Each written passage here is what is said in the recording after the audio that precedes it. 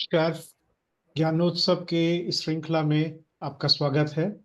आज हमारे बीच हैं घनश्याम शर्मा जी। घनश्याम शर्मा जी ने इकोनॉमिक्स में रिसर्च किया है, पीएचडी किया है, और ये एसोसिएट प्रोफेसर हैं अभी आरवी यूनिवर्सिटी में, school of economics and public policy department के साथ काम कर रहे हैं। इससे पहले इन्होंने अमेरिका के यूनिवर्सिटी से अपना अ, काम किया, पीएचडी किया है, और आज बहुत ही महत्वपूर्ण विषय पर ये हमसे बात करने जा रहे हैं। आज की बैठक की अध्यक्षता प्रोफेसर अवनींद्र ठाकुर करेंगे। मैं उनके माइक दे देता हूँ। अवनींद्र जी। धन्यवाद प्रदीप जी। ये एक्चुअली मुझे लगता है कि बहुत ही इम्पोर्टेंट टॉपिक है, क्योंकि जब अल्कोहल प्रोहिबिशन की बात हुई बिहार में तो कई सारे डिबेट आए कि ये क्वेश्चन क्या है। ये क्वेश्चन मोरल क्वेश्चन है, एथिकल क्वेश्चन है, पॉलिटिकल क्वेश्चन है, या इकोनॉमिक्स का क्वेश्चन है। तो इसको लेकर बड़ा ही डिबेट है। और कई पीसेस तो ऐसे भी आए थे कि अल्कोहल प्रोहिबिशन बिहार में लगा और इकोनॉमी नेपाल और बंगाल की राइज कर गई।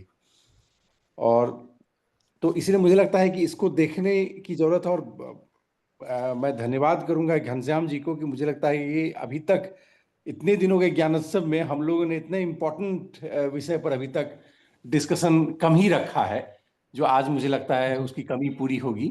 तो ज़्यादा समय नहीं लेते हुए एक्चुअली हम लोग 1 घंटे के अंदर वाइंड अप करेंगे 8:30 तक।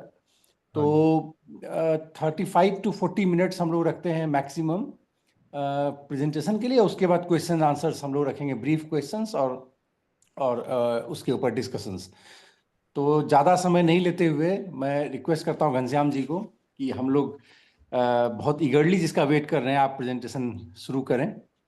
और सिर्फ क्लैरिफिकेटरी क्वेश्चन ही शुरू में बीच में पूछे जाएं, मेरा रिक्वेस्ट ये है। हाँ और जो क्वेश्चंस दिमाग में आते हैं जिनके भी, वो प्लीज़ एट द एंड सभी लोग जमा करें क्वेश्चंस और पूछें। उससे एक साथ सारे क्वेश्चंस को कलेक्ट करके फिर घनश्याम जी उनको अगर एड्रेस करें तो बेहतर होगा। कई बार क्वेश्चंस रिपीटेटिव भी होते हैं। तो ये मेरा रिक्वेस्ट है। मैं घनश्याम जी को रिक्वेस्ट करता हूँ वो शुरू करें। थैंक यू अवनिंदर जी, आपने मौका दिया रिसर्च प्रेजेंट करने का, और अनादि फाउंडेशन को भी। तो जी, आप ये मेरी ये पीपीटी देख पा रहे हैं? मतलब हर किसी को ये स्लाइड्स दिखाई दे रही हैं क्या? हाँ, दिखाई दे रही है। आप मतलब आप शुरू कर अच्छे सकते तरह हैं। से पूरा यू कैन हाँ रीड, हाँ। क्योंकि मुझे बहुत छोटा सा यस। दिखाई दे रहा है। नहीं नहीं, नहीं नहीं, पूरी तरह ठीक से है। आ रहा है। बढ़िया। हाँ जी। तो जी ये अ, मतलब ये मैं जब इंडिया आया था आप तो हिंदी या अंग्रेजी किसी में बोल सकते हैं। आप जैसे कंफर्टेबल हो, आप हिंदी इंग्लिश में से किसी में भी बोल सकते हैं। हाँ जी, थैंक यू जी, थैंक यू, थैंक यू।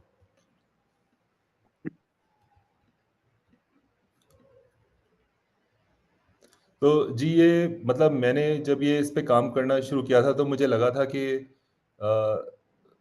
मतलब एक अब दारू भी नहीं पी सकते, अब उस पे भी रोक लगा दी गई है। मतलब और ये मुझे बहुत ऑकवर्ड लगा, क्योंकि दुनिया के किसी भी देश, बहुत कम देश होंगे शायद जहाँ पे अल्कोहल पर प्रोहिबिशन है।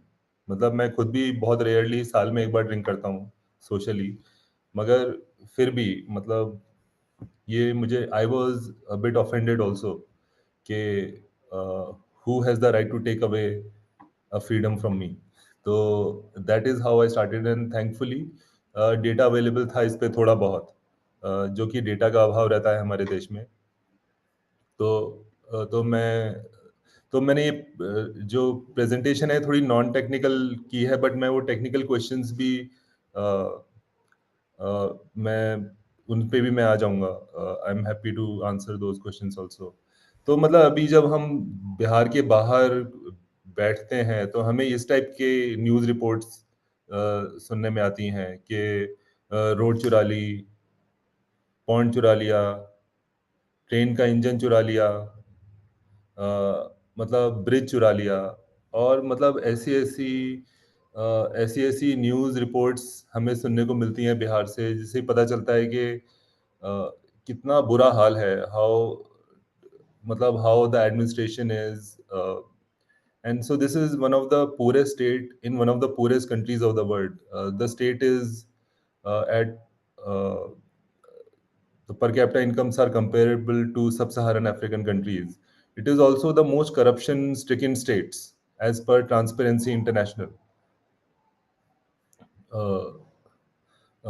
मतलब उनकी तो 2019 में रिपोर्ट आई थी और लगभग 70 से 50 से 75 लोगों के बीच में लोगों ने कहा कि उन्हें किसी ना किसी को ब्राइब देनी पड़ी, जिन लोगों का भी इंटरव्यू हुआ। तो ये this is one of the most corruption stricken states in the country. और ऐसे स्टेट में सरकार को ये चिंता नहीं है कि चोरी हो रही है, ये सब हो रहा है, बट उनको ये चिंता है कि लोग पीपल आर ड्रिंकिंग अल्कोहल, और उसके लिए उन्होंने they have arrested 12 lakh men, which is almost like I think 2 to 3% of Bihari men have been arrested on the pretext of क्योंकि they were drinking alcohol and so this ये अपने आप में एक विडंबना है कि भाई इतनी सारी प्रॉब्लम्स हैं स्टेट में, आपको उनसे कोई लेना देना नहीं है, बस आपने एक ये कानून बना दिया, बस आपको अल्कोहल पीने वालों से उनके पीछे पड़ गए आप। जो करप्शन कर रहा है उसको अरेस्ट नहीं कर रहे हैं, जो चोरी डकैती कर रहा है उसको अरेस्ट नहीं कर रहे हैं, हाँ मगर तुम अल्कोहल ड्रिंक कर रहे हो इसलिए तुमको अरेस्ट कर लिया। तो and 12 lakh men are is a huge number, मतलब इतने सारे लोगों को अरेस्ट करके डाल दिया है। एंड दिस इज मैंने अभी ये न्यूज पेपर्स में ये सब रिपोर्ट्स छपती रहती हैं। So there are some so they were these 12 lakh men were arrested under a draconian alcohol prohibition law in Bihar, which was passed in 2016. This act allowed for presumption of guilt. मतलब एक सभ्य समाज में आदमी innocent होता है until proven guilty. मगर ये एक ऐसा कानून है जहां पे एक पुलिस वाला, जितना मुझे समझ में आता है कानून पढ़ के, कि कोई भी किसी को भी उठा के जेल में डाल सकता है और फिर वो बंदा जेल में पड़ा है और फिर उसको प्रूव करना है कि you are innocent. So you are guilty until proven innocent. So that is one of the very draconian provisions of the law. The second is even the possession of knowledge of an intoxicant attracts a minimum of 8 years of imprisonment. तो मतलब अगर मुझे मतलब my mother knows कि I'm drinking alcohol and she is hiding it from me, she is hiding it from the authorities, looks like even she will go to jail for 8 years. मतलब जितना मुझे समझ में आया, और ऑब्जर्वर रिसर्च फाउंडेशन की कोई मैंने स्टडीज पढ़ी हैं जिसमें उन्होंने लिखा है कि पूरे विलेज को पे फाइन्स लगा दिया क्योंकि किसी के घर में अल्कोहल मिल गया। There is life imprisonment if someone drinks alcohol in a public place or facilitates drinking in a public place. मतलब इतनी life imprisonment is given on very serious charges, but putting people behind bars for life just because they're drinking alcohol sounds a bit extreme. So what has this prohibition led to? It has choked the courts. And all this is from the media reports जो newspapers में छपती रहती हैं कि अब courts के पास और कुछ काम ही नहीं बचा है कि बस most of their work is now related to alcohol prohibition cases. और फिर अभी कुछ समय पहले 2020 में कुमार और राघवन जी की EPW में आर्टिकल छपा था कि बहुत सारे लोग हैं who have been waiting trial for several years, and I can imagine that people are so poor that they don't have money to apply for bail, and people are probably thinking कि चलो let us just stay in behind bars. I have also personally dealt with lawyers, and I know how the behavior of lawyers is. There is a very good chance lawyers are taking money from poor people and doing nothing about it, and then so this is a tragedy, and this has also adversely affected the SC/ST population more. So this is socially also, this is a regressive policy. So as per this law, 27 under this law 27.1% of the total arrests are from SC category people, जबकि उनकी आबादी में proportion केवल 16% है। Almost 7% of the total arrest are from ST population, जबकि उनकी total आबादी में केवल 1.3% है। तो आबादी एसटीज की 1.3% है और जो टोटल अरेस्ट है उसमें उनका रिप्रेजेंटेशन 7% है। हंड्रेड्स और may be thousands of undocumented deaths, क्योंकि इसका तो कोई मतलब शायद कोई गिनती ही नहीं कर रहा है कि कितने लोग मर गए। क्योंकि मैंने नीतीश कुमार जी का भी मैंने कुछ तो स्पीच सुना था कि मुझे कोई फर्क नहीं पड़ता, ये लोग मर गए तो मर गए, मतलब इस टाइप से। और ये 2023 की फिगर्स हैं। 15.4 million litres of foreign liquor were seized, 9.7 million litres of illegal country liquor were seized. तो ये सब इंफॉर्मेशन निकली जब कोर्ट ने पूछा कि बिहार पुलिस से कि भाई अभी तक कितना क्या क्या किया है, कितना माल जब्त किया है। और फिर ये पूछा गया कि ये स्टॉक में कमी क्यों है, तो वो बोल रहे हैं कि 1 million litres were guzzled by rats as per Bihar police. तो ये चूहे चूहे पी गए ये सीज लिकर। तो मतलब ये तो उनकी कहने की बात है, but I think we pretty much know where the liquor is going and what is happening to all this. So all this is in media reports. But मैं इससे पहले ये जो भी हुआ है उससे पहले मैं थोड़ा सा इस बारे में भी बात करना चाहता हूँ कि प्रोहिबिशन से पहले क्या हालात थे अल्कोहल को लेके बिहार में। तो जब नीतीश कुमार जी पहली बार चीफ मिनिस्टर बने थे तो 2005-6 में, तो उनकी one of the first policy changes was कि देयर शुड बी अ ठेका इन एवरी पंचायत। और मुझे ठीक से नहीं पता कि पंचायत क्या होती है, आई think I don't know if it's one village और 5 विलेजेस, बट उनकी ये पॉलिसी थी और ये न्यूज़ रिपोर्ट्स में है। मैंने ये डॉक्यूमेंट ढूंढने की भी कोशिश की कि ये मुझे ऑफिशियल डॉक्यूमेंट मिल जाए, मगर मुझे मिला नहीं। बट ये काफ़ी जगह पे इसका जिक्र आया है कि उनकी ये पॉलिसी थी कि हर गांव में एक ठेका खुलना चाहिए। तो सरिका मल्होत्रा जी हैं जिन्होंने बिजनेस टुडे में रिपोर्ट किया है कि नंबर ऑफ ठेकाज और you whatever you want to the word you want to use, liquor vends और liquor shops, they went from 3400 to around 5400 in 6 years. Rural areas they went from like 780 to 2300 in the same period. And more importantly, the consumption of country liquor quadrupled. मतलब 4 गुना हो गया country liquor का consumption, और an Indian made foreign liquor increased almost 5 times, and beer sales soared more than 11 times. तो अभी जब ज्यादा दुकान खुलेंगी, लोगों के पास बियर पास में अवेलेबल है, तो this is naturally going to happen that the sales are going to go up. Tax revenues jumped to almost 3,500 crores. This was about 15% of state's total revenue. So, I mean, I can see कि नीतीश जी क्या सोच रहे थे कि भाई, और ये specially after GST tax जो अल्कोहल है, alcohol taxes state can keep the alcohol taxes with them. उनको कहीं लेके उनको किसी के साथ शेयर नहीं करना पड़ता है। So this becomes a very important source of revenue. So Bihar was making 3,500 crores in tax revenues. तो ये तो ये पहले 3 पॉइंट तो मीडिया रिपोर्ट्स में ही हैं, मगर कुछ पॉइंट हैं जो कि एनएफएचएस डेटा से पता चलते हैं कि despite having more alcohol shops in the state, the total number of alcohol drinkers still declined. 2005-6 में 35% लोगों ने एनएफएचएस सर्वे में बोला था कि हम ड्रिंक करते हैं, और 2015-16 में जो सर्वे हुआ था अल्कोहल प्रोहिबिशन लगने से पहले, तो तब लोगों ने बोला था 28% लोगों ने बोला था कि हम ड्रिंक करते हैं।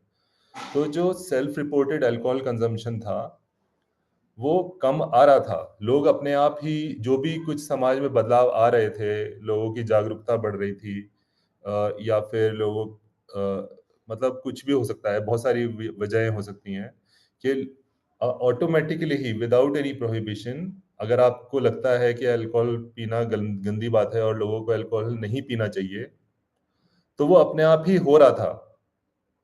तो 35% से 28% पे आ गया, डिस्पाइट अ ठेका इन एवरी पंचायत। तो हाउएवर जो रेगुलर पीने वाले थे, people who are prone to addiction, जिनको मतलब डेली पीनी है या जिनको रेगुलरली पीनी है, हफ्ते में कम से कम एक बार पीनी है, that is how I define regular consumption, उन लोगों की मात्रा 50% बढ़ गई। तो normally the trend was declining, मगर just for example I am addicted to sugar, तो मैं ये कोशिश करता हूँ कि मेरे शुगर मेरे घर में रहे ही ना, क्योंकि शुगर से रिलेटेड जैसी कोई चीज मेरे घर में आएगी मैं एकदम से खा जाऊंगा। ऐसे ही मतलब दिस इज लाइक जो एडिक्ट्स थे उनको एक जो कॉस्ट कम हो गई उनको कि दूसरे शहर में जाना पड़ेगा या बहुत दूर किसी गांव से जाके बोतल लानी पड़ेगी, अब वो पास में ही मिल रही है। तो जो रेगुलर पीने वाले थे उनकी संख्या डबल हो गई, 50% हो गई, बढ़ गई। So it went from 9% in 2005-6 to 14%। तो फिर ये यू टर्न क्यों हुआ? मतलब जब पहले से ही डिक्लाइन ही हो रहा था, लोग पीना कम कर ही रहे थे, और मतलब उनके टैक्स रेवेन्यूज भी बढ़ रहे थे, तो व्हाट हैपेंड सडनली कि ऐसा क्या हो गया कि सरकार का बुद्धि परिवर्तन हो गया कि एकदम से। तो नीतीश कुमार जी ने मतलब चुनाव एक इस बेसिस पे भी लड़ा था कि अगर वो चुनाव जीतेंगे 2016 का, so they will he will remove he will ban alcohol, and this was one of the demands from women's groups, and this was on the basis of NFHS data, which was published in just before elections probably, that Bihar has very high instances of domestic violence. Almost 45% of women said that they face domestic violence in their household. तो और the assumption was कि लोग people drink alcohol और उसके बाद लोग ये domestic violence करते हैं। तो ये एक मतलब assumption बना ली थी, और इस तो मतलब इनको लगा कि क्योंकि ये लोग दारू पीते हैं इसीलिए लोग अपनी वाइफ्स को मारते पीटते हैं, और इसलिए अगर इफ वी बैन अल्कोहल तो domestic violence will come down. So this is the reason which Nitish Kumar ji gave.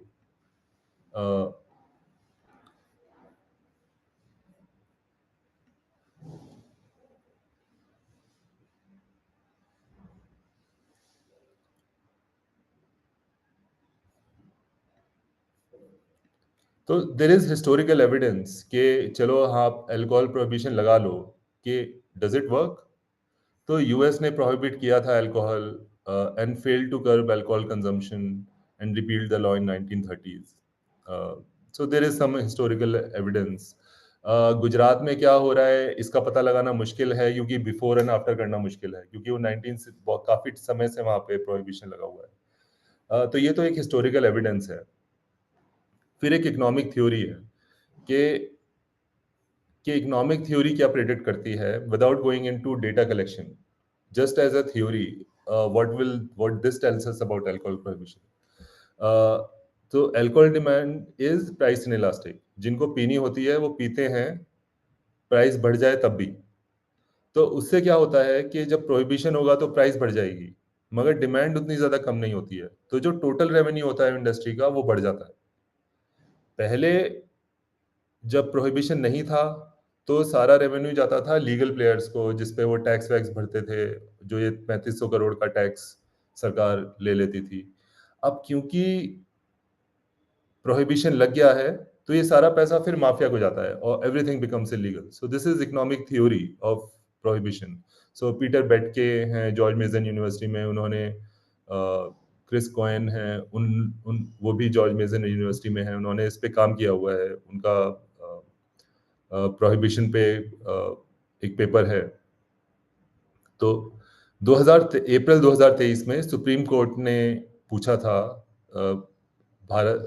Bihar की सरकार से कि what is the effectiveness of this alcohol prohibition policy. आपने इतना कुछ कर दिया, इतने लोगों को अरेस्ट कर लिया, कोर्ट्स चोक्ड हो गई हैं, मगर इसका कुछ फर्क पड़ा कि नहीं। तो मेरा ये पेपर इस चीज को लेके है कि दिस इज व्हाट मैं सुप्रीम कोर्ट के सवाल का जवाब निकालने की कोशिश कर रहा हूं कि after such a such a draconian law with such penal provisions, with such harsh penal provisions, has prohibition been really effective at all in curbing alcohol consumption? और मेरी कुछ मैं टेक्निकल डिटेल्स पे भी आऊंगा, but I just want to show you some of the findings कि इतना ज्यादा बैन लगाने के बाद भी there is only 6% decline in alcohol drinkers. तो ये तो मतलब आप लोगों से पूछे, आप मेन से माफ पूछे। कीजिए, जरा सा जस्ट क्लेरिफिकेटरी क्वेश्चन, एनएफएसएस डेटा से आप बता रहे हैं? हाँ जी, हाँ जी, ये एनएफएचएस में मेन से भी पूछते हैं और हाँ, विमेन से भी पूछते हैं कि क्या आपके हस्बैंड ड्रिंक करते हैं अल्कोहल। तो ये रिसेंट वाला जो एनएफएसएस है वो वाला उसकी बात कर रहे हैं या फिर? जी, मैंने कंपेयर किया है 2015 में जो कलेक्ट हुआ था डेटा और जो 2019 में कोविड अच्छा, 19 से पहले जो डेटा कलेक्ट किया था। ठीक ठीक। तो कास्ट वाइज भी डिफरेंस देखने को मिलता है जो प्रोहिबिशन का इम्पैक्ट है। तो there is 10% decline in alcohol drinkers in SC/ST group, and you can imagine कि जो SC/ST वाले जो लोग हैं, they are probably scared, they don't have that much connection with the police और द लॉयर्स, तो they face a greater penal they face greater consequences, and therefore probably a sharper decline in alcohol drinkers in the SC/ST group. जो non SC/ST group है उसमें decline केवल 5% है और वो भी स्टैटिस्टिकली सिग्निफिकेंट नहीं है। तो मतलब I mean when I am writing a paper I will say कि भाई there is only decline in SC/ST group and really no decline in non SC/ST group. There is also prohibition has been more successful in deterring less frequent drinkers. तो data में मतलब NFHS में सवाल पूछते हैं कि क्या आप डेली पीते हैं, क्या आप कम से कम हफ्ते में एक बार पीते हैं, या फिर आप महीने में एक बार पीते हैं, या फिर आप बहुत रेयरली पीते हैं। तो जो डेली पीने वाले हैं उनकी ड्रिंकिंग हैबिट्स बिल्कुल चेंज नहीं हुई है, वो फिर भी ड्रिंक कर रहे हैं। So the proportion of daily drinkers have not declined.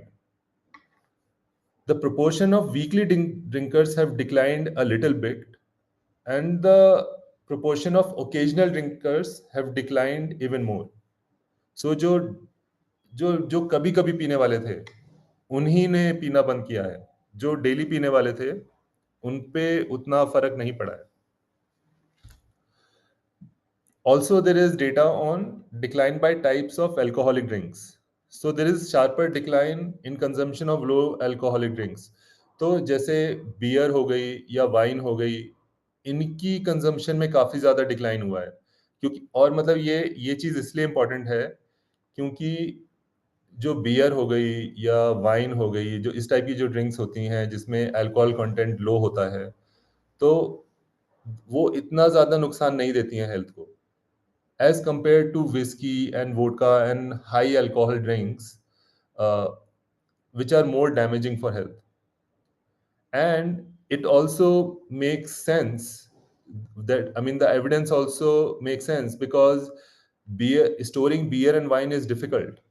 You need cold storage or something like that. But storing whiskey is easy.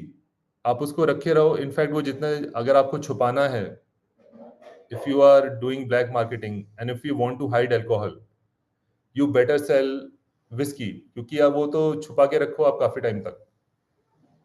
Beer को और वाइन को और जो लो अल्कोहल ड्रिंक्स होती हैं उनको छुपाना मुश्किल होता है क्योंकि they can probably go bad.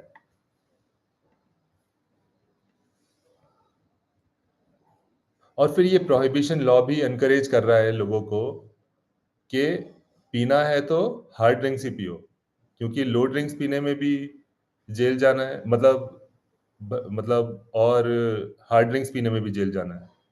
तो अगर ज्यादा नशे के लिए पीना है तो फिर hard drinks he P low.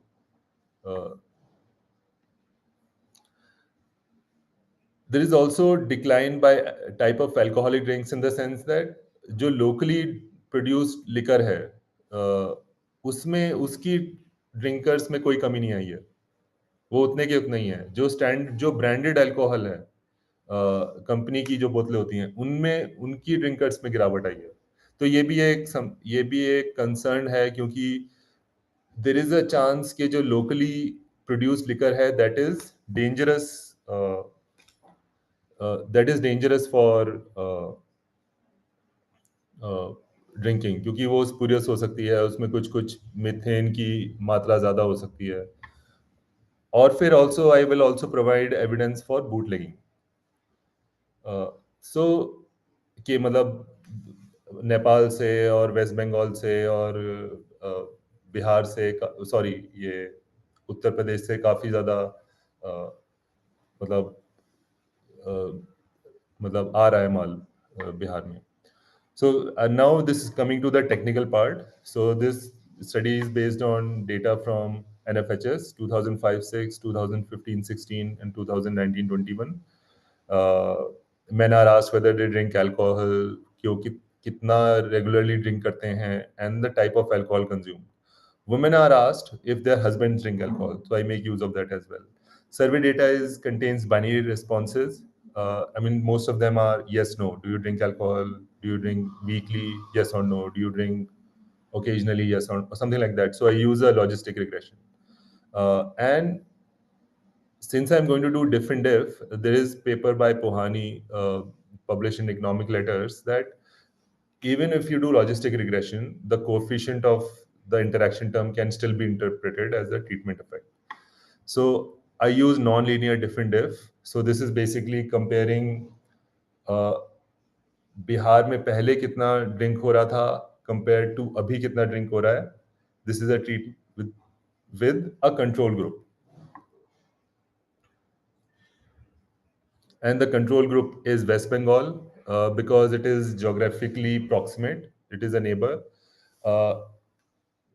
And most studies usually compare Bihar with Jharkhand, but the problem was that कि झारखंड में NFHS का डेटा कोविड से पहले कंप्लीट नहीं हुआ था.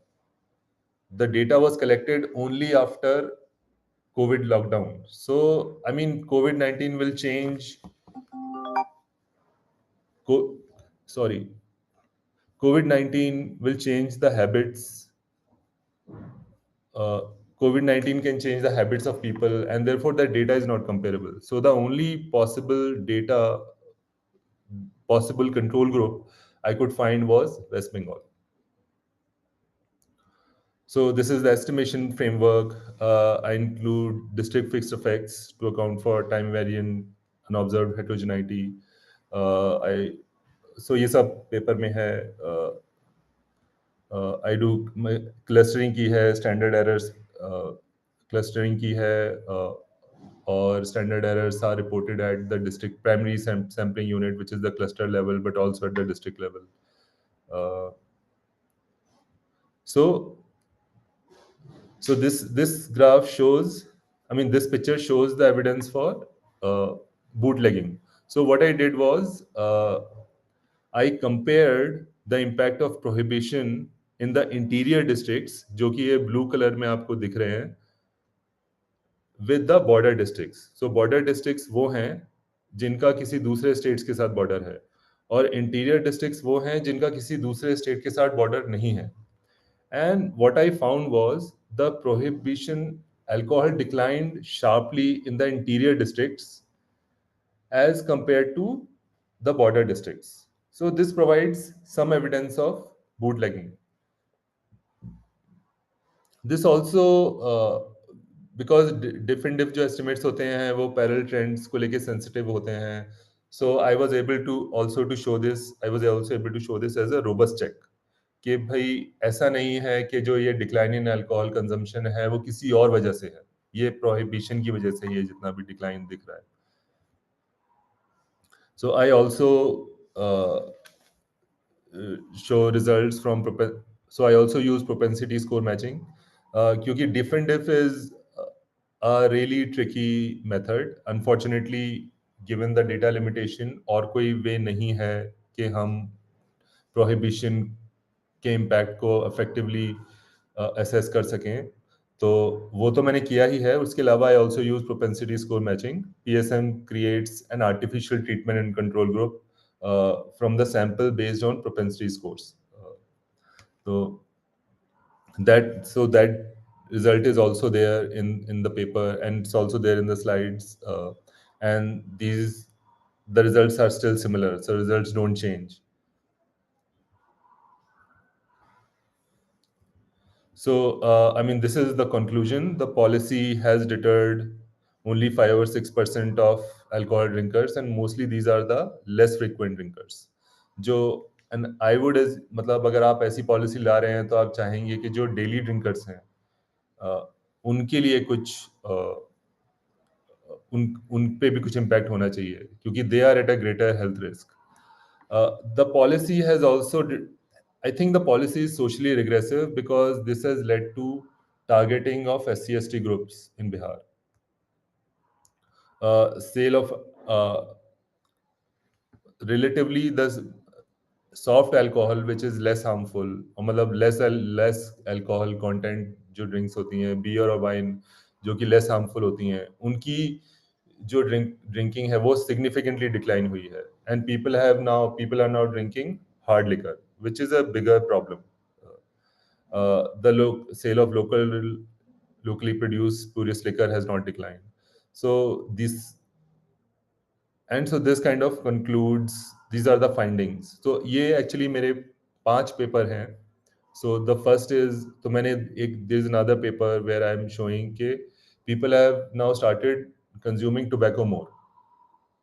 जो भी थोड़ा बहुत decline alcohol 5-6% decline alcohol consume drinkers में है, उसके तो उतना ही लगभग 5-6-7% ही इंक्रीज टोबैको यूजर्स में हो गया है, and tobacco is more dangerous for health.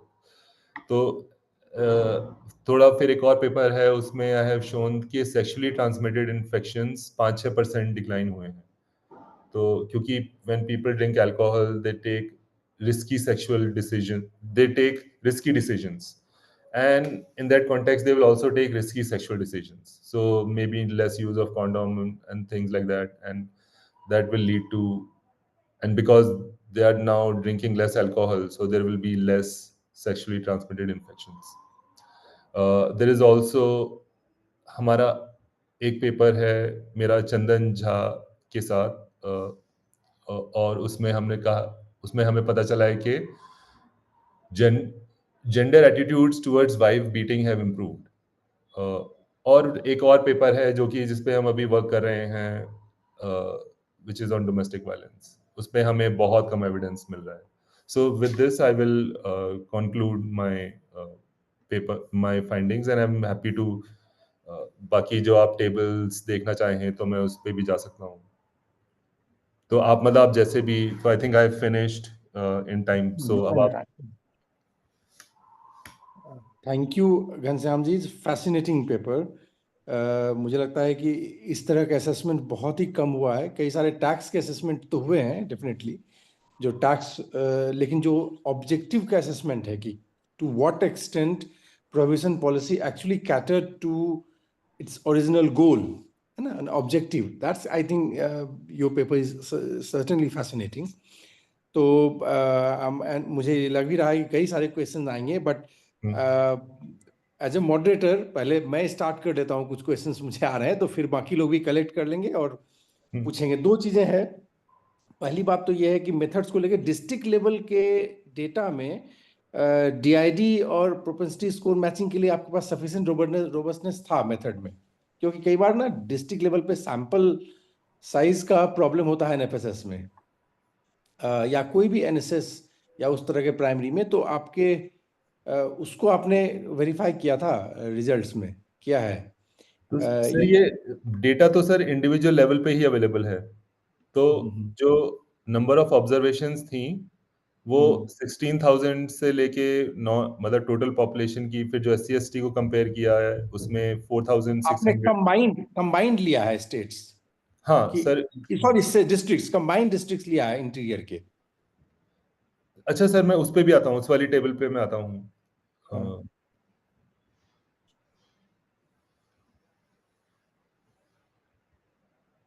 हाँ हाँ जी तो हाँ सर इसमें हम्म। देयर 10,769 ऑब्जर्वेशंस मतलब combined, all districts combined combined, है ना? हाँ combined SC ST interior versus border जो वो वाला जो एनालिसिस। इंटीरियर वर्क, एग्जैक्टली यही मैं कहना चाह रहा था, क्योंकि इंडिविजुअल डिस्ट्रिक्ट्स में प्रॉब्लम होती है सैंपल साइज को लेकर हाँ जी एनएफएसएस में। सो इट्स हाँ always better to take combined estimate, क्योंकि आपका फिर हाँ जी मल्टीप्लायर और बाकी चीजें यूज होती है, मतलब बेहतर वर्क करती है। अच्छा, दूसरी बात, ये तो खैर मेथड वाले क्वेश्चन तो ठीक है डीआईडी के साथ।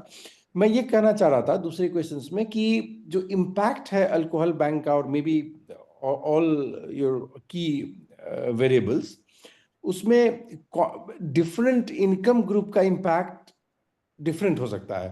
So did you also control for different quantiles, और बेसिकली हाँ ऑफ जी कोर्स? हाँ जी सर वो क्वांटाइल्स वेल्थ क्वांटाइल्स का इंफॉर्मेशन है NFHS में हाँ and I have exactly, controlled it. Consumption consumption वाले इसमें है, मंथली पर कैपिटा कंजम्पशन वाला। जो एक्चुअली NFHS में आई थिंक वो ये करते हैं जो भी सर्वे करने जाता है वो हाउस होल्ड में वो ये देखता है कि इस घर में कितना क्या क्या सामान है और हाँ उसके हाँ बेसिस पे एक मतलब एक वेल्थ स्कोर बना देता है। हाँ। तो उससे उस स्कोर को लेके उन्होंने NFHS ने हर हाउस हाँ होल्ड को 5 हाँ कैटेगरीज में डाल दिया है, सबसे गरीब सबसे अमीर और बीच में हाँ हाँ हाँ। 3। तो तो एग्जैक्टली मेरा ये क्वेश्चन था कि आपको कोई substantial difference in income categories में मिला इनके इम्पैक्ट को लेकर के?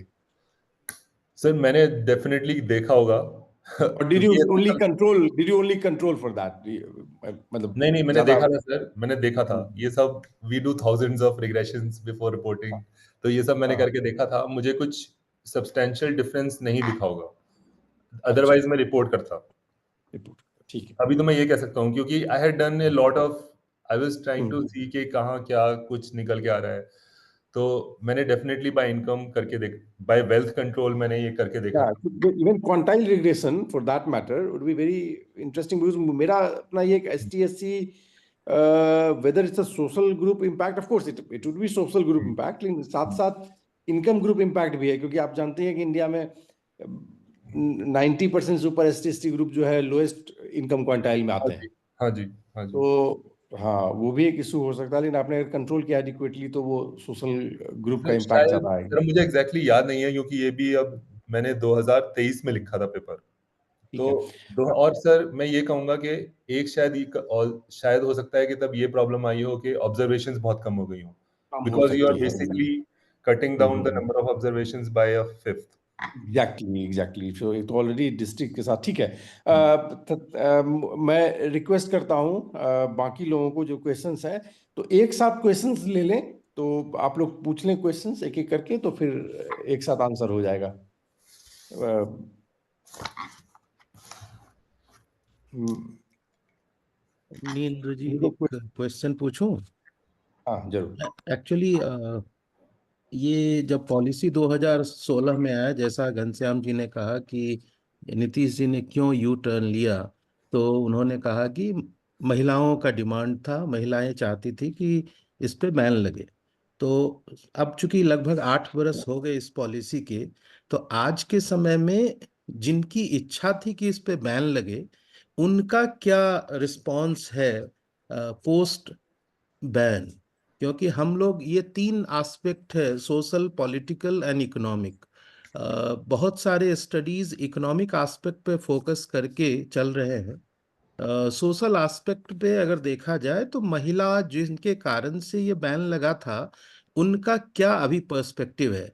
क्योंकि बहुत सारे डिमांड्स आते हैं, जैसे अभी जो नए पॉलिटिकल पार्टी जन सुराज है या फिर तेजस्वी यादव का है, वो लोग बार बार कहते हैं कि हम इस प्रोहिबिशन को हटा देंगे। लेकिन नीतीश सरकार अभी भी इसमें हेजिटेंट है, क्योंकि महिला जो है वो बहुत बड़ा वोटर ग्रुप है। और आज अभी जो देश की स्थिति है उसमें अगर देखा जाए तो महिलाओं का वोटिंग परसेंटेज अधिक होता है।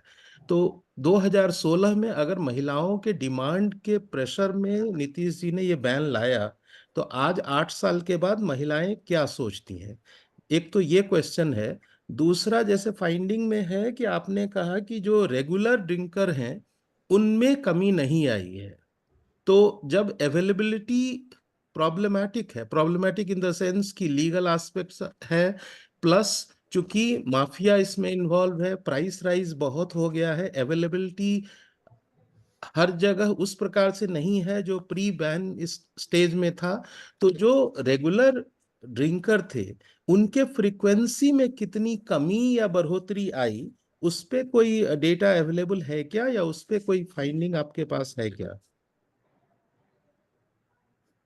थैंक यू जी। मैं जवाब दूं या अभी और क्वेश्चन? और ये ठीक है, मुझे लगता है लंबा क्वेश्चन है, आप ब्रीफली अगर जवाब दे दें तो हमारे पास समय है, तो फिर हम लोग कलेक्ट करेंगे।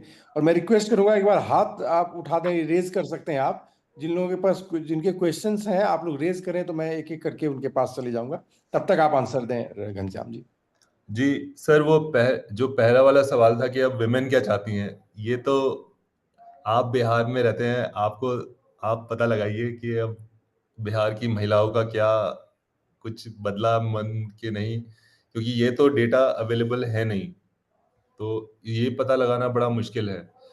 ये है कि डोमेस्टिक वायलेंस थोड़ा सा डिक्लाइन हुआ है 1-2%। अभी एक पेपर छपा है इकोनॉमिक डेवलपमेंट ईडीसीसी, मतलब एक अच्छी जर्नल है वो इकोनॉमिक्स की, और वो कह रहे हैं कि डोमेस्टिक वायलेंस में डिक्लाइन आया है।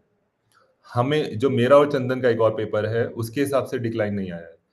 नेवरदलेस डोमेस्टिक जो जेंडर एटीट्यूड्स हैं टुवर्ड्स वुमेन के, मतलब एनएफएचएस में ये सवाल पूछा जाता है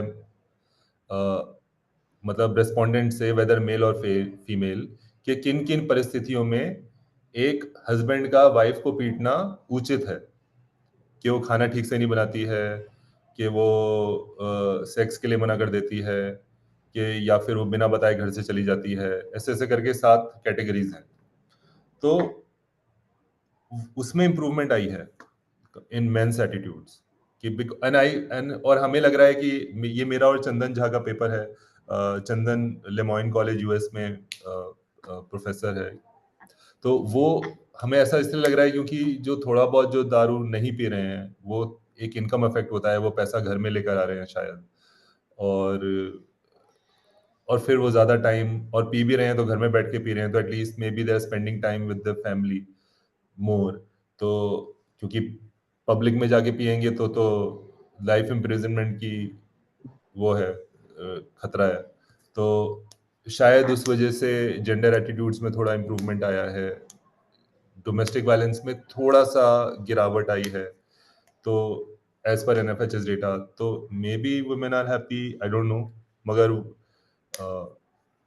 तो ये तो एग्जैक्टली बताना मुश्किल है क्योंकि इस पे तो डेटा अवेलेबल नहीं है कि अब वुमेन क्या चाहती हैं। आई थिंक एक छोटा सा सर्वे हो जाए अलग अलग बिहार में, तो ये आइडिया हो जाएगा।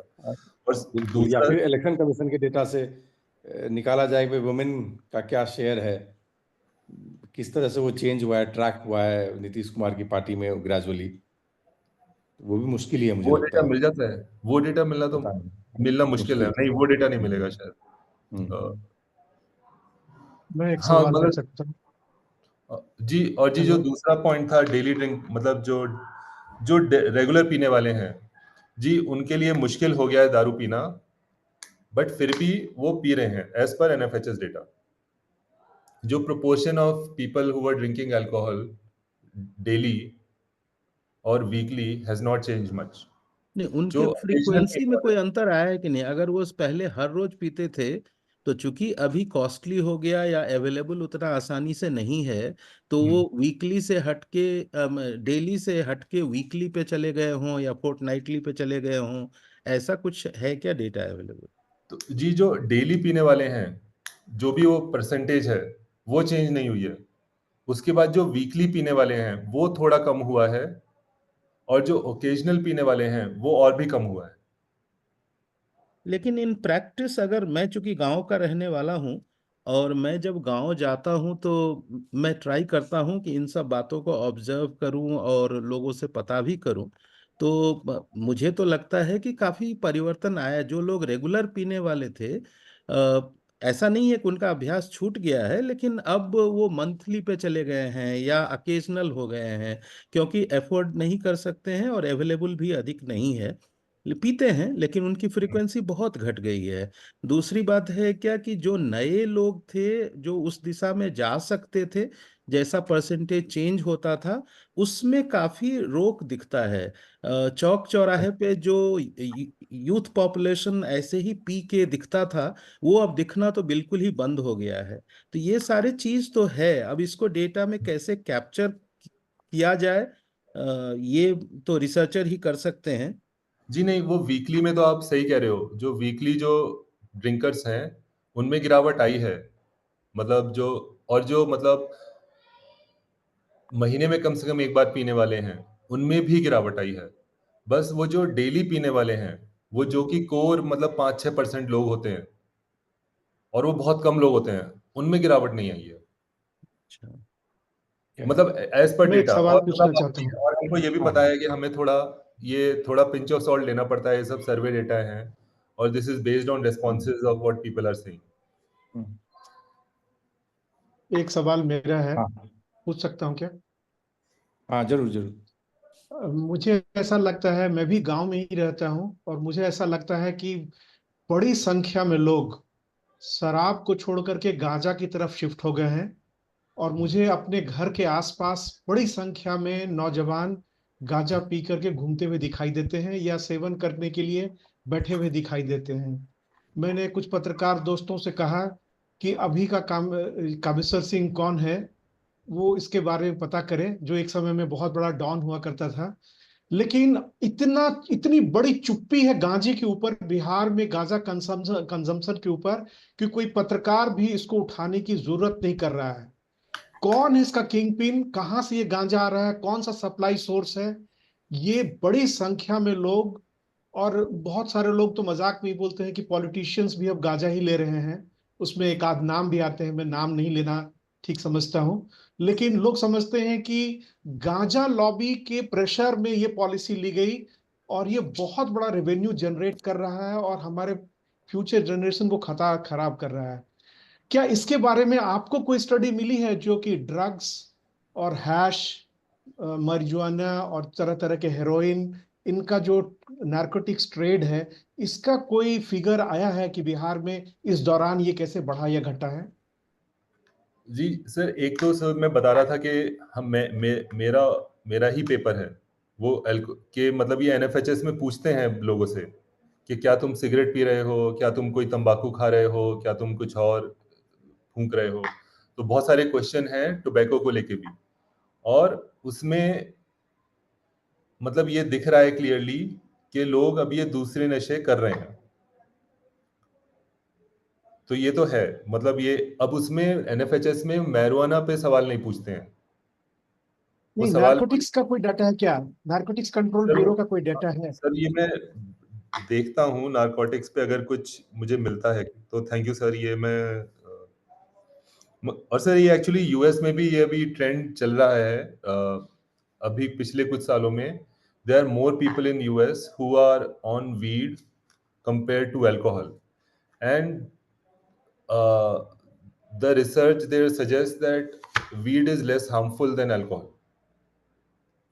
So I think it is still harmful because you are inhaling smoke or something, but it is less harmful than alcohol. And तो मतलब इतना ही पता है मुझे। तो मुझे लग रहा है कि ये तो इस मामले में तो अमेरिका बन रहा है। ठीक है।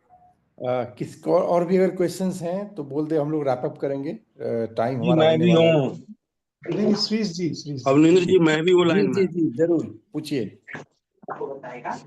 मुझे तो वैसे इनकी सारी बातों से शिकायत है, लेकिन मेरी सबसे बड़ी शिकायत ये है, मेरी बात सुन रहे हैं? हाँ जी, हाँ जी, हाँ जी, मेरी आवाज पहुंच रही है आप तक?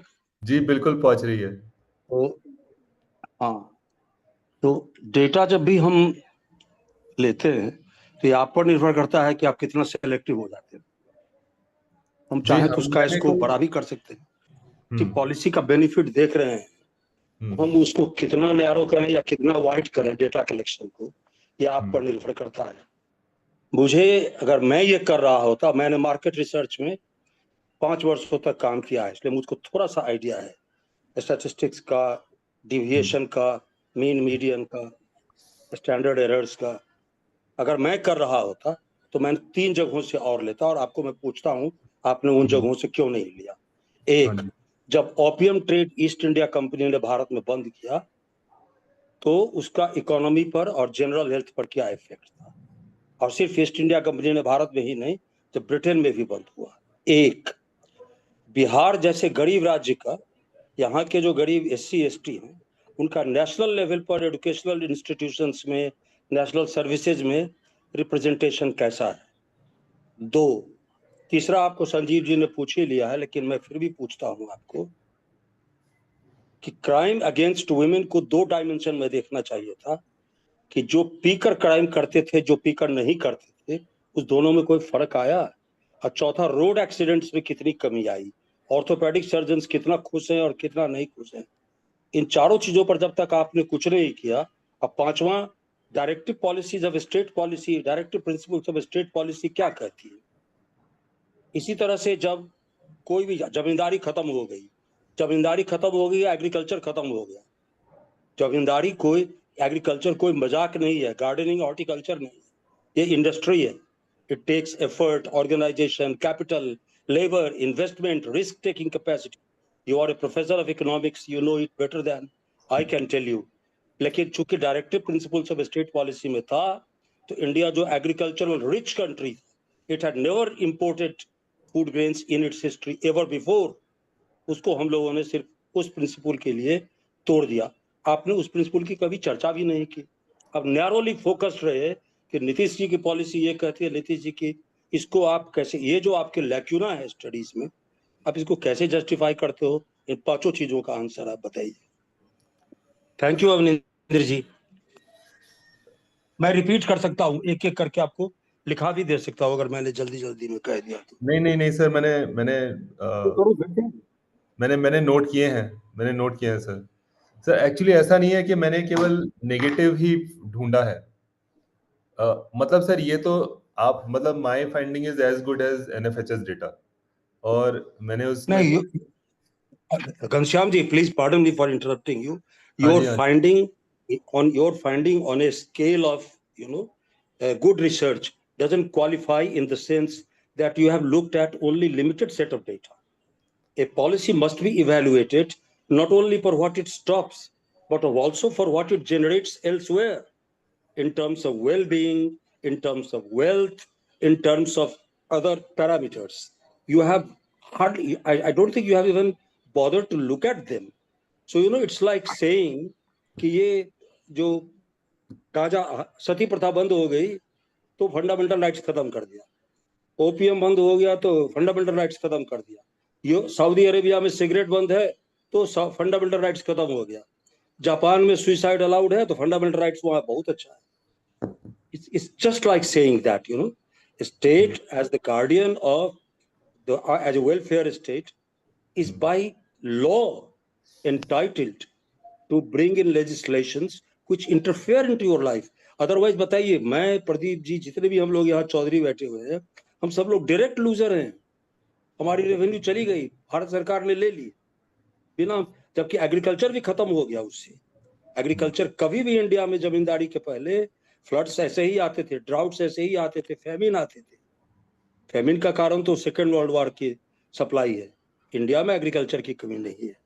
तो आपने वो डेटा अगर नहीं देखा है तो माफ करना घनश्याम जी, हो सकता है मेरी बात बुरी लगे, नहीं लेकिन सर, ये रिसर्च तो पक्का है ही नहीं। ये तो बहुत ही एक मान के चले हैं हमको कि इतना ही देखना है और यही प्रूव करना है, तो वो तो बायस आ जाता है ना आपके टूल में ही, आपके मॉडल में ही।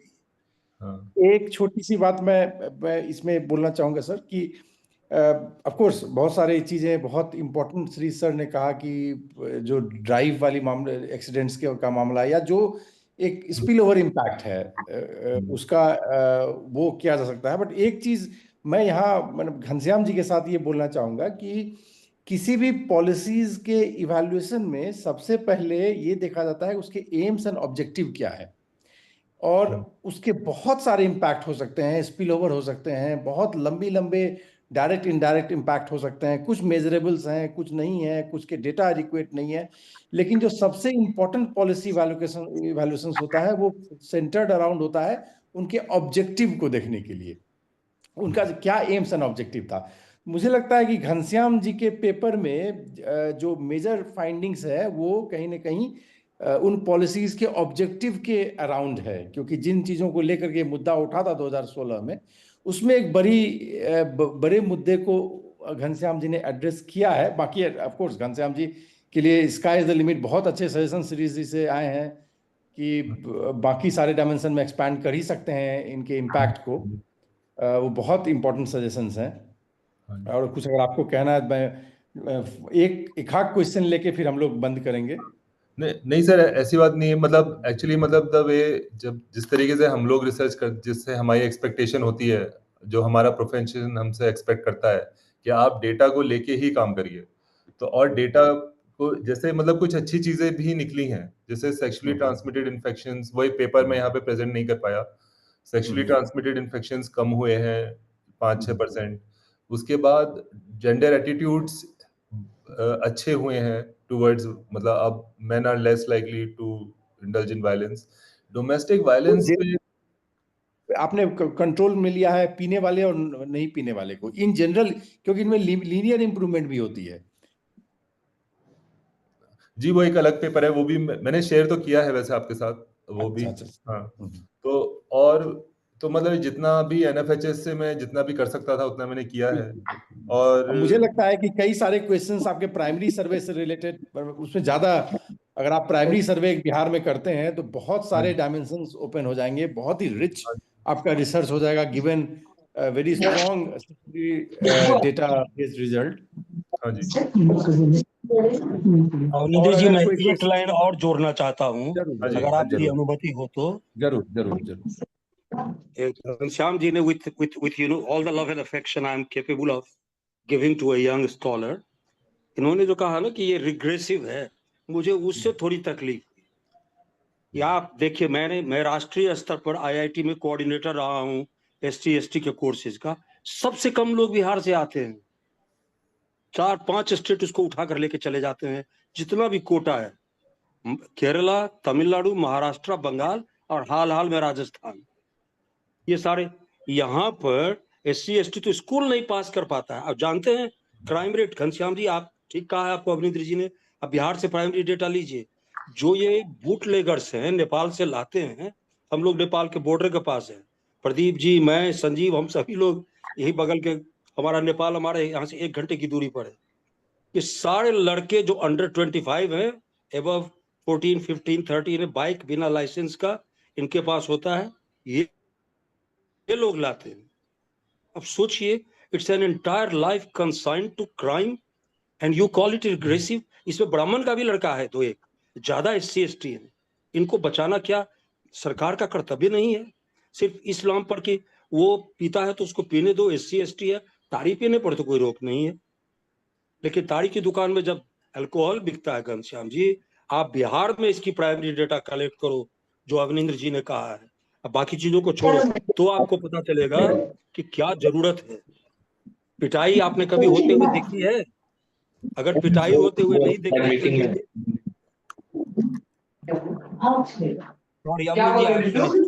में ठीक है, Avanindra ji, I am done, sorry, thank you, I took longer than. Thank you Shriji. So Ghanshyam ji, कुछ आपको कहना है इस पे या फिर हम लोग आगे बढ़ें? नहीं, मैं एक्चुअली बहुत सारे पॉइंट्स मिल गए हैं मुझे, अब मैं इन पे भी देखूंगा। अब ये मुझे और फर्दर रिसर्च के लिए मुझे टॉपिक्स मिल गए। थैंक यू श्री जी। एक आध क्वेश्चंस को अगर बहुत पॉइंटेड क्वेश्चंस हो तो हम ले सकते हैं, नहीं तो हम एक चीज मैं पूछना चाहूंगा। जरूर। हेलो, हाँ जरूर पूछिए, मेरा रिक्वेस्ट है, कमेंट ना हो। हाँ, कमेंट नहीं, कमेंट नहीं, नो, नॉट कमेंट। मैं मतलब सिर्फ पिन पॉइंटेडली ये पूछना चाह रहा हूँ, घनश्याम जी और फ्रॉम एनीवन एल्स, अभी बिहार में चुनाव होने जा रहा है, तो क्या ये पॉलिसी जो है रिवर्ट की जाएगी या कंटिन्यू की जाएगी, या अगर वहां सत्ता परिवर्तन होता है तो जो भी मुख्यमंत्री आएगा वो उसे बंद कर देगा? सिर्फ इतना ये बताइए। सर ये तो बिहार में आप रह रहे हैं, ये आपको ज्यादा पता होगा अभी क्या वहां पे हवा चल रही है। मैं तो बहुत मतलब मगर ये मतलब पर ये एक्चुअली ये पॉलिटिकल पार्टी का मुद्दा नहीं है, क्योंकि बीजेपी ने भी ये गुजरात में प्रोहिबिशन लगा रखा है। तो ये मतलब ये कितना नहीं कह प्रसाद, वुमेन वोट को काउंट कर रहे हैं और हाँ कितना मैं कुछ बोलना चाहता हूँ, मैं पूछूं? जरूर जरूर जरूर। हाँ, इससे पहले डॉक्टर घनश्याम जी को बहुत बहुत धन्यवाद, क्योंकि आपने डेटा जो दिया, और data basically it was more academic than useful for the general people like us and common people and all. तो आपने अपने डेटा में यह किया कि मतलब कि जो कॉन्विक्टेड लोग हैं, अल्कोहल के जो यूजर्स हैं, तो उसमें 28% probably it was the figure कि SC ST से, मार्जिनलाइज्ड सेक्शन से हैं, जबकि उनका पॉपुलेशन में 15 एंड 1 और हाफ है, SC ST की बात कर रहे हैं। तो ये तो बेसिकली, और जबकि ओवरऑल डिक्लाइन जो हुआ है, जो 5% ऑफ अल्कोहल कंजम्पशन में डिक्लाइन हुआ है। तो यह जो आपका डेटा है, mostly SC ST and marginalized sections people have been the victim of this prohibition। एक तो ये है। दूसरी बात यह है कि जो इसका जो बेनिफिशियरी ग्रुप है, mostly they are well off group, because according to your conclusion it has dated socially marginalized and those who are not frequent drinkers। तो जो वीकली पीते हैं या मंथली पीते हैं, तो certainly they are well off section of society. तो यह बेसिकली सारा प्रोहिबिजन का ये SC ST और दूसरे सेक्शंस पर ही पड़े हैं बोझ, और इसलिए वो विक्टिम हुए हैं और जेल में सड़ रहे हैं, जिनके पास वो बेल कराने का पैसा नहीं होता है। तो इन सारी चीजों को ऐसा नहीं लगता है कि जो दिल्ली में हुआ था, जो केजरीवाल सर का पॉलिसी था, get buy one get two, and most people was from beneficiary was from SC ST OBC group and all, and it was a political rather than reformist measure of the government at all। So यहाँ हमको लगता है Bihar government और इसके जो data वगैरह आपका जो कंक्लूजन है उसके अनुसार हमको लगता है कि कहते हैं जो सबसे कमजोर वर्ग हैं, कमजोर लोग हैं, वही इनके विक्टिम हुए हैं। क्योंकि वो तो अदरवाइज वो जो ये है स्पूरियस ड्रिंक्स हैं, जो कहते हैं लोकल ड्रिंक्स वगैरह, वो को पीकर ही भी मर रहे हैं और अदरवाइज में भी जेल में जा रहे हैं। तो यही मेरा कमेंट, और थोड़ा सा जैसे हाँ, नहीं सर, मुझे भी मेरा भी ऐसा ही परसेप्शन है, और मुझे इस चीज पे डेटा अवेलेबल नहीं है, मगर मुझे लगता है कि बहुत सारे लोग शायद इसलिए ड्रिंक करते हैं, गरीब लोग, क्योंकि वो फिजिकली एग्जॉस्टिंग वर्क करते हैं, जैसे रिक्शा चलाना या फिर खेत में घंटों घंटों काम करना।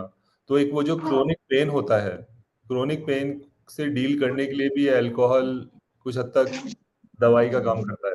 अब इसके लिए कोई डेटा तो नहीं है मेरे पास, बट तो घनश्याम जी, बहुत कई सारे एक्सपेरिमेंटल पेपर्स हैं अभिजीत विनायक बनर्जी और एस्थर डुफ्लो की, जिसमें उन्होंने किया है कैसे अल्कोहल इंटरटेनमेंट, पॉपुलर इंटरटेनमेंट का सब्स्टिट्यूट है, किस तरह से ये जो थकावट है, इसमें कई सारे एक्सपेरिमेंटल वो पेपर हैं RCT वाले, कि क्योंकि इंटरटेनमेंट का सोर्स नहीं है उस ग्रुप के लोगों के पास, तो जो कम्युनिटी फीलिंग है, कम्युनिटी जो पार्टिसिपेशन है, और उसमें वो खास करके जो पीने का जो कॉन्सेप्ट है, या फिर आप सिगरेट बीड़ी ही ले लीजिए या बाकी सारी चीजें हैं, वो न सिर्फ एक सोर्स ऑफ एंटरटेनमेंट है बल्कि एक कम्युनिटी इंश्योरेंस टाइप की चीजें भी है, सेफगार्ड है। तो बहुत सारे वो पेपर हैं जो इंटरेस्टिंग पेपर्स हैं। खैर एनीवे, सो मुझे लगता है कि हमारा टाइम ऑलरेडी 8:40 हो गया है। कुछ अगर इस पर कमेंट करना चाहेंगे आप 1-2 मिनट में, तो हम लोग वाइंड अप करते हैं। ठीक। तो basically thank you very much, very interesting paper, और मुझे लगता है कि कुछ फील्डवर्क के साथ आप नई चीज़ों के साथ आ सकते हैं हमारे पास, फिर से नई चीज़ें शेयर कर सकते हैं इंटरेस्टिंग। तो मैं प्रदीप जी को हैंड ओवर करता बहुत हूँ। बहुत धन्यवाद, बहुत बहुत धन्यवाद घनश्याम जी, आपका पेपर बहुत इंटरेस्टिंग लगा मुझे। और हम यहाँ पर एक रिफॉर्म की बात नहीं कर रहे हैं, एक स्कॉलर के पर्सपेक्टिव से एक प्रॉब्लम की स्टडी करने की बात देख रहे हैं। और बहुत सारे स्कॉलर अपना अपना काउंटर व्यू रख सकते हैं, पर मुझे बहुत अच्छा लगा कि आपने एक सेट ऑफ डाटा को लिया, उसके साथ और भी डाटा हो सकता है, लेकिन उसके साथ आपने काम करने की कोशिश की है। इसको डाइवर्सिफाई करना चाहिए, जरूर करना चाहिए। हम लोग आपकी शुभकामनाएं आपको देते हैं, इस काम को आप और आगे बढ़ाइए। धन्यवाद जी, थैंक यू मुझे मौका देने के लिए, मतलब thank you so much. Thank you.